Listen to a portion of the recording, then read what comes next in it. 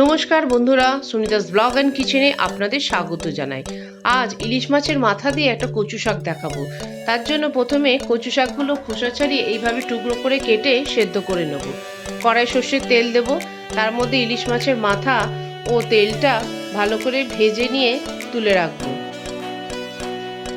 এবার কড়াই আরেকটু তেল দিয়ে এবার তার মধ্যে তেজপাতা, কাঁচা লঙ্কা ও মৌরি ফোড়ন দেবো, দিয়ে একটু মশলাটি ভেজে নেব। তারপর এর মধ্যে দেব আদা বাটা, পরিমাণ মতো হলুদ গুঁড়ো, নুন ও চিনি দিয়ে মশলাটি একটু কষে নেব। এখানে অনেকে ভাজা জিরে গুঁড়ো ইউজ করে, আমি এখানে ভাজা জিরে গুঁড়ো ইউজ করলাম না। এবার মশলাটি ভাজা ভাজা হয়ে এলে সেদ্ধ করে রাখা কচু শাকটি দিয়ে দেবো, দিয়ে একটু ভালো করে মশলার সাথে মিশিয়ে কষে নেব। কচু শাকটি কষা হয়ে গেলে ইলিশ মাছের ভেজে রাখা মাথাটি দিয়ে দেবো, দিয়ে ভালো করে কচু শাকের সাথে আমরা মিশিয়ে নেব।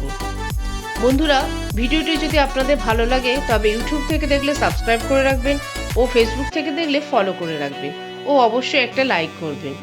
আমাদের কচু শাক রেডি। এবার আমরা সার্ভিং বলে এটা পরিবেশন করে দেবো। ধন্যবাদ বন্ধুরা।